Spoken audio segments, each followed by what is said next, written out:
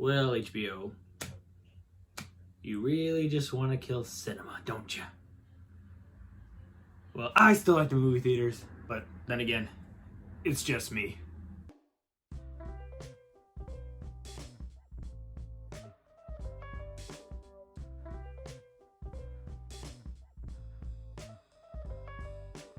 Hey guys, Kimochi Turtle back here again for another Just Me, and I just wanted to, originally I was going to post a mod video, but I just didn't have time today and work is, again, a little hectic due to the holiday season, and I just figured this would be, and plus this came up about Warner Brothers putting all their 2021 movies into HBO Max, so I figured, why not talk about it? Because this is getting a little interesting, guys. Just so you know, I got my info pretty much from another YouTuber by the name, and his channel and his show is called the John Campia Show. I recommend check him out. He's a great guy. He used to work with AMC and stuff, but he gives great info. But I just want to let you know that's where I got my info from. So, yes.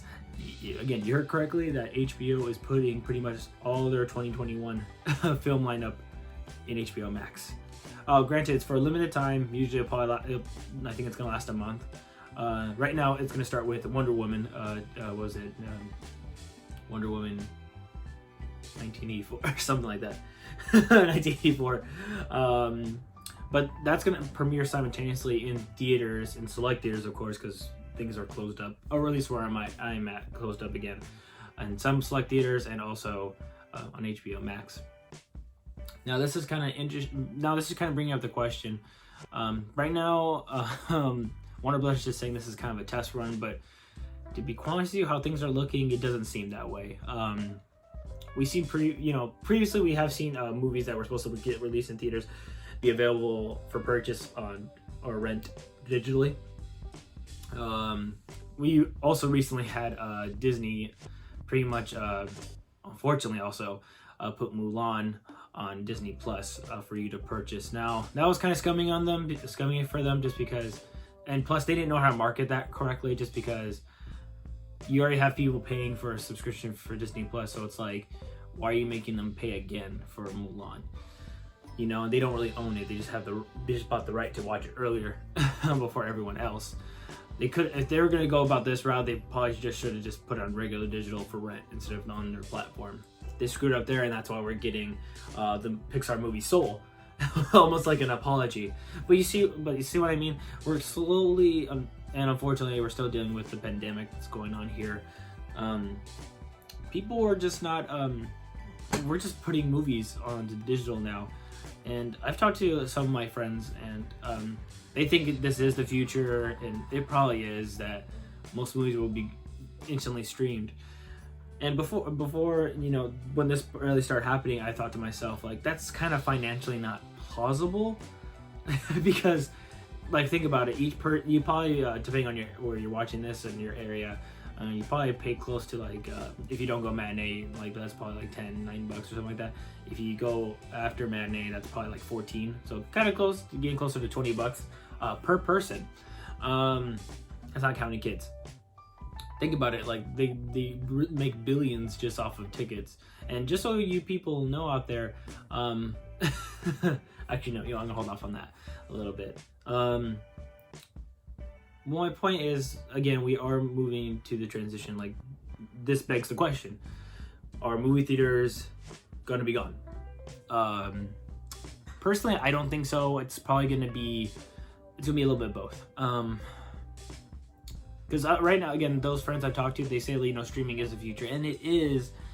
But I have to tell you the truth, guys, and most of you out there are not that, you know, not into it, but, like, streaming is still not quite there yet when it comes to, like, you know, 4K quality. Like, you still actually get better quality from buying a 4K disc than you do with a 4K player than you do just a digital 4K. If that makes sense. Also, again, I know some of you guys are out there, they're all like, oh, cool, these movies, Warner Bros. Movies are all coming to HBO Max. You know, what's the point of going to the theater? Listen, again, they say it's a test run, but this may be a new thing. But as a test run, you do realize that, like, they will have to raise the price for their subscriptions. And it's a pretty smart tactic of HBO and WarnerBros to do. Think about it. These movies premiere, wherever month they're supposed to premiere at for a limited time for a month. So it will convince you customers out there just to stick with the subscription. Now, subscription is probably what, like, I don't even remember on top of my head right now. Let's just say like maybe like $20, $25 a month, maybe 10. I don't know at this. I don't know at this point. I forgot to look that up. Unless you're paying it for a year, probably paying like 100 something for a year subscription. You get what I'm saying. So actually looking at doing the math, and again, I got this from listening to John Campea. Yeah, you know what? This may be financially plausible for studios to put movies instantly to digital, streaming. I mean, look at Disney Plus. And John Campea brought this up, and he's correct. Disney owns a lot of IPs, guys. A lot. They don't really have to pay for IP costs, for renting it. Warner Bros. Is working with HBO. HBO doesn't have to pay for it. At least not much. So this it doesn't worry me. It's just more the fact that like it kind of sucks, just because like the one thing that I miss, especially during this pandemic, is going to movie theaters, especially with me and the friends. Like it's always a thing. I know they don't really do midnight premieres anymore, but like I would still get tickets for a late night show, like at close to midnight. We would get drinks. Me and my friends would get drinks, go see the movie, and after we go see the movie, especially if it's a really hot movie we've been looking forward to, we go get breakfast. It's always been kind of a tradition. And I get those people are out there, like, I bet this is like nice for people that have like some sort of some issues, like they can't handle being in crowds and stuff, like they're claustrophobic. I totally understand that. Also, like, I understand the complaints of the noise. Some moviegoers out there are a little rude. Let's just say they're asses. You know who you are, you fucking assholes. But and I see a lot of people complaining about it. And I honestly, I don't blame people for just wanting to just watch it at home, just because, unfortunately, you remember back in the day, or obviously we don't remember, but like back in the day, going to see a movie was an event. Even if it was just a regular day, you would dress up and go see a movie and stuff. You would have people that actually worked on projectors, working with these machines that know it inside and out, And unfortunately nowadays, again, not all theaters. I believe ArcLight does the best picture. Don't get me wrong, it's a little pricey, but to be honest with you, it is a really good theater experience. They treat it like you're going to see a theater show, like a live performance. But that's what they do that for the movies, and it was quite good. But nowadays, with just a standard movie theater, which is AMC, Regal, and all that stuff, unfortunately, they hire. Again, they're not all teenagers, but most of them are in their teens. They have them working projectors, and unfortunately, guys, and again, I wasn't a stickler about this when I was younger, but now looking at it now and going to theaters and noticing this, is that some of these theaters need to step up their game, dude. And like, honestly, they need to control people being loud and stuff. They need to make sure they kind of do, but not really. And by the way, you theaters out there, hire an actual projectionist that actually know the machines. Replace the bulb. Like, you're making people pay close to $20. Again, they're paying about $20 a ticket to go see a movie, and you're gonna give them like the dimmest picture. You need to give them the experience that we all live for. True, like, just for me wanting the experience, I don't mind driving down to Irvine, which is like a 30-minute, maybe close to an hour drive for me. Just giving you that detail.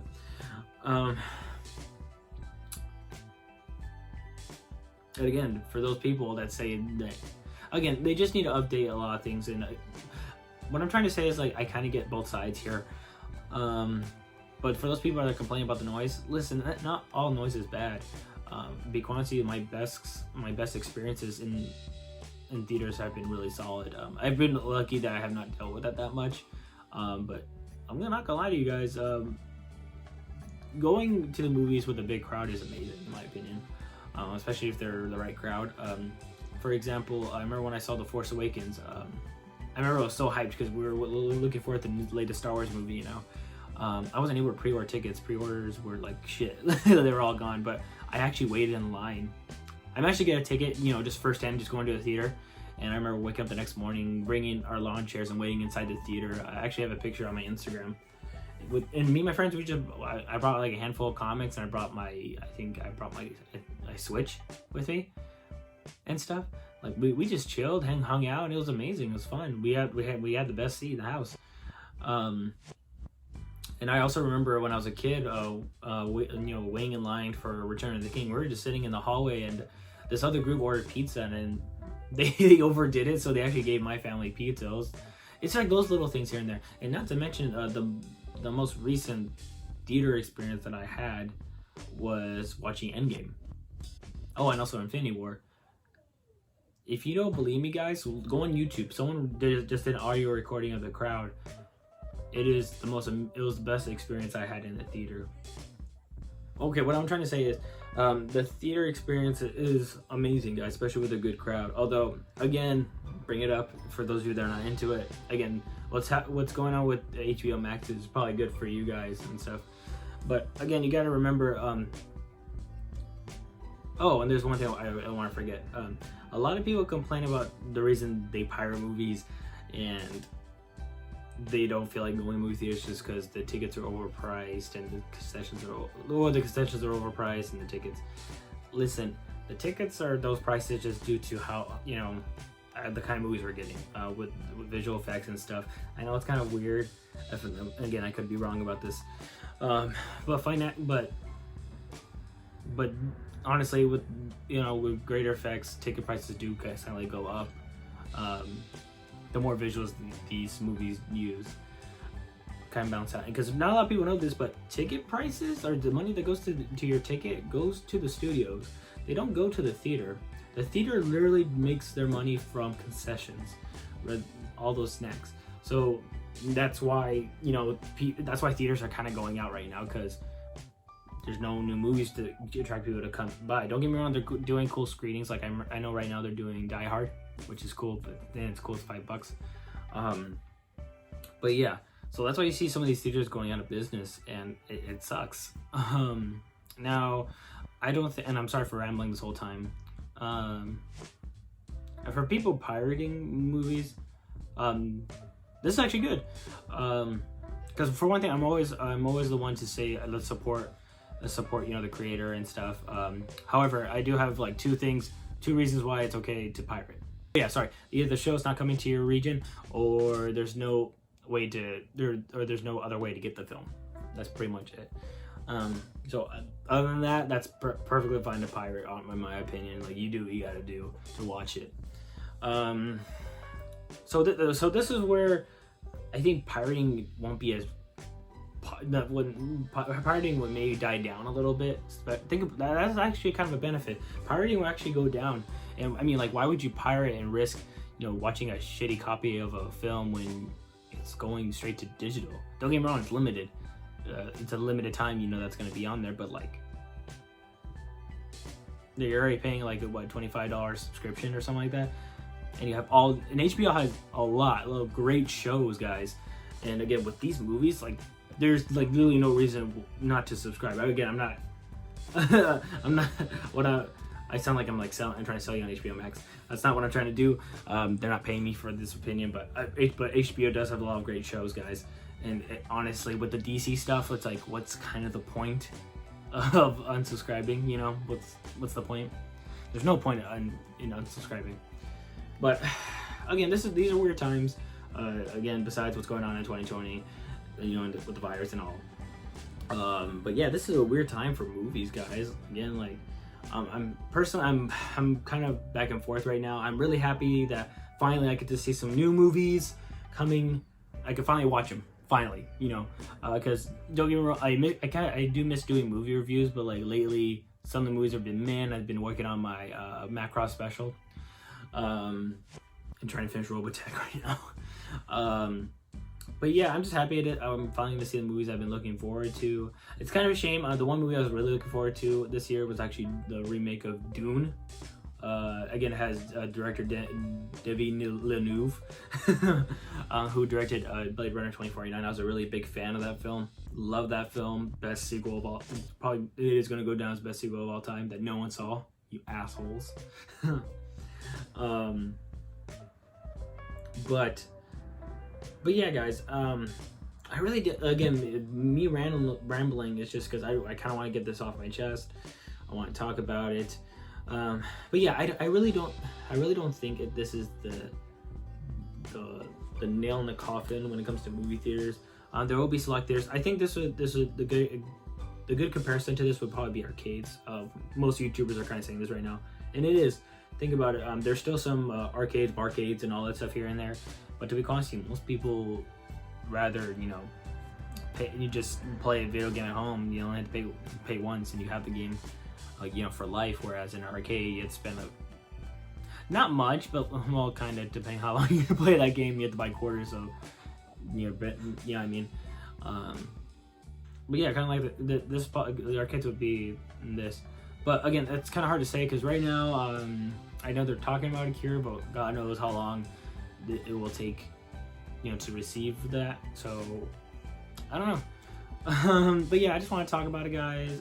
This is just a really interesting time for movies. I'm kind of shocked that financially it works, that they could put these movies into digital, especially with the subscriptions. And think about it, if we get a movie every month, again, for a limited time, and again, these are each limited, they're only going to show for a certain amount of time each month. It will keep you guys and me, obviously, on the subscription just to watch the movies, but this would be an interesting time. And if we are going this route of just going straight to digital, and plus it makes it easier for me to review. I don't have to go anywhere. Oh my God, am I talking myself out of going to the theater? Screw that. But one thing, both sides kind of need to step it up. As for streaming, they need to be able to stream in 4K, clear as day. No little downgrade of 4K, not your watered down 4K, pure 4K. As for theaters, you guys need to step it up with the seats, the concessions, higher projection is for the love of God, because people paying close to $20 for each ticket and getting a very dim picture, honestly. Because listen, again, the theater experience will always be there. It will always be in the memory, and it will still make people wanting to go. Because it's an outing, guys. It's almost like even though we don't dress fancy like they did back in the day when movies were still around, it's still a nice outing. I really do miss doing that over the weekend. I remember me and my buddy of mine, even if we saw the movie already, or if there was a movie that was there and we're kind of curious, we would go anyway. We would go see it again, or we would just do it out of curiosity if the movie was good. Either if we go see a movie that we didn't know, if we're into it, we just knew we either walk out of it laughing our butts off because it's so bad, or we actually loved the movie. It was a great time. But yeah, let me know in the comments below, guys. Do you think this is the death of the movie theaters? Are you excited for these movies going to HBO Max, or it's kind of like a double-edged sword? There's pros and cons to both of these situations. And let me know also what movie you're looking forward to coming straight to HBO Max. Excuse me. Again, I'm really excited for Dune. I really wish that was in theaters because that's the way I wanted to see it. Hopefully they show it also in theaters, because I would go see it in theaters and watch it on TV. Watch it on TV first to get the whole thing and then go see it in theaters, or vice versa. But yeah, I don't think it's the death of cinema, and that's just me.